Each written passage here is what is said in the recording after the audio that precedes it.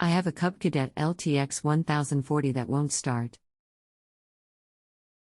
I have changed out the battery, spark plug, oil filter, fuel filter, air filter and solenoid.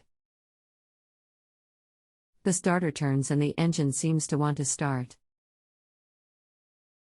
I ran a line from the battery to the starter and the starter turns harder but the engine doesn't start. Looks like fuel is getting to the carb. The battery does seem to fall from 12.5 V to 8 or 9 when I turn the key.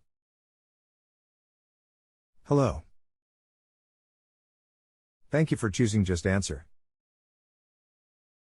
My name is. Will be happy to assist you.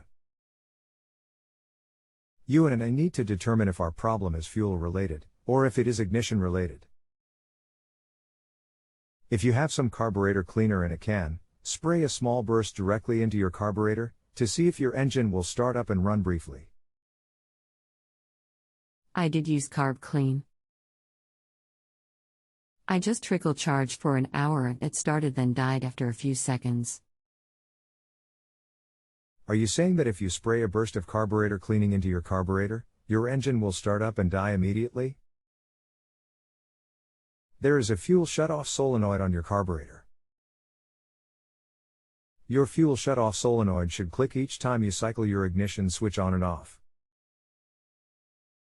It has a spring-loaded plunger that must retract, when your ignition switch is on, to allow fuel to flow within your carburetor. Sometimes this part will fail either before, or after it reaches full operating temperature. We also need to confirm if your fuel solenoid is working. I used the carb cleaner earlier just to make sure it was clean. The engine didn't start after that. I then trickle charged for an hour, turned the key and it started and died. I will check fuel solenoid. Thank you. Please let me know what you find out. Sorry. I'm trying to find it. No problem. It screws into the bottom of your fuel bottom and into your carburetor. It has wires attached to it. I found it and it looks plugged in. I rigged the mower so I could spray carb fluid while trying to start. It did turn over, backfire and die. I noticed the batter indicator says 11.5 then 8.5 when I turn the key and try to start. Thanks for letting me know. I suggest that you get your battery tested. Your local auto parts store will test it at no charge. Process of elimination. Your fuel solenoid have to have voltage at all times in order to work properly. How long has it been since your engine last started up and continued to run? This is a new battery. I can also use the old battery with the same effect. Is your engine spinning as fast as usual? The engine started and ran 3 weeks ago. I let it sit for an hour while doing other things. I got on it and it ran a few minutes then started to stall. Is your engine spinning as fast as usual? Did you hear your fuel solenoid click? The flywheel makes a few turns before stalling so I can't say. I don't hear a fuel solenoid click. Is your engine a Briggs Stratton engine? Kohler. I would like to confirm something. Are you saying that your engine spin initially then stall, or drag to a stop while your key is still in start position?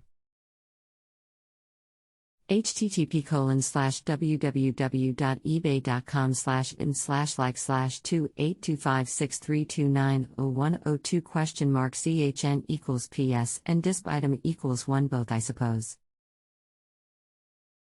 It drags to a stop unless I give it a good trickle charge.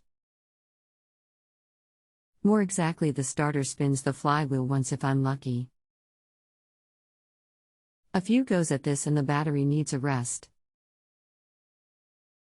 After a good charge I managed to get it started, but it only ran a couple of seconds. Okay, I just gave it a good spray of carb fluid. It started up then died after a couple seconds. Kohler Courage engine. You have two issues going on with your engine. I do believe that your valves are out of adjustment. This will prevent your flywheel from spinning, considering your battery is fully charged. 2. Your fuel solenoid must click, indicating that the plunger inside has retracted, to allow fuel to enter your carburetor. I would let your battery reach full charge, then try the carb fluid again. If your engine starts and dies, I would focus on your fuel solenoid. It could be bad, or there may not be any voltage going to it. You can use your multimeter to see if voltage is getting to your fuel solenoid. Okay, I have the solenoid out for inspection. I tried using a voltage meter, but the thing isn't giving a good reading anywhere. Now that you have your solenoid out, leave it out and reattach your wires to it. Turn your ignition switch on and off, to see if the plunger moves.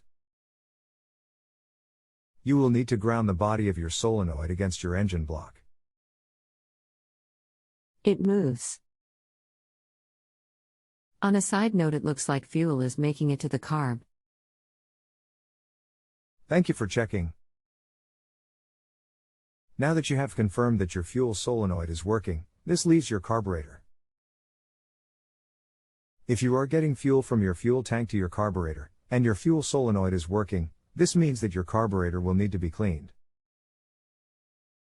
With some cleaning and a bit of manipulation I got the engine running, but it knocks pretty bad. I do have the air filter carb cover off. Was your engine knocking prior to this current problem occurring? A little. Is your engine smoking? Not really. Little puffs from the carb maybe. We need to determine if the knock is internal or external. The screws could be loose on the top cover on your engine. Earlier I thought it might be a sheared flywheel key, but I couldn't get the darn thing out. I have the wrong puller, I think. A steering wheel puller works good for this purpose. You can rent one for free at your local auto parts store.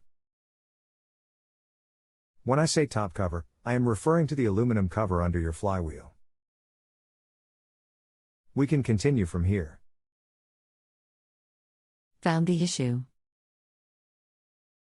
The left valve popped off the bearing. I tightened and adjusted it, and the mower ran great for a few minutes. Then it popped off again. More accurately, the push rod popped out of the rocker arm. The valve on the left side may be sticking. Check to see if it is opening and closing. We can continue from here. Did you use a feeler gauge to set your valve clearances? The left valve has a bent rod.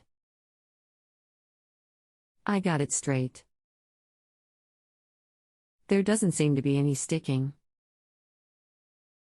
Well, I think you got me to where I need to be. This is quickly going beyond my skill level. Smile, it looks like exhaust and intake valves open fine. The trouble is that the exhaust rod gets bent when I run the tractor. Is this because of something called a lifter? At any rate, it looks like I need to go in deeper to fix this, and will likely need some replacement parts. Let me know if you have any other suggestions. Otherwise, I think I know where to go next. Usually there are two reasons for a bent push rod.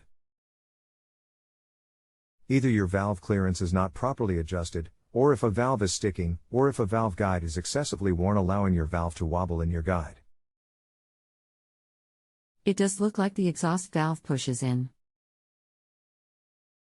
Just not as far as the intake.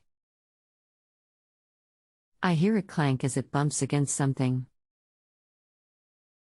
Another possibility is your valve guide.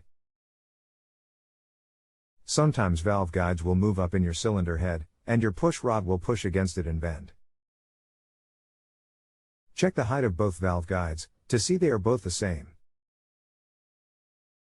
Thanks, Donald. I ordered a new push rod and will align the guides. You're very welcome. I do hope all goes well for you. If you have a home improvement or appliance question and want to chat with an expert now, visit justanswer.com/YTHI.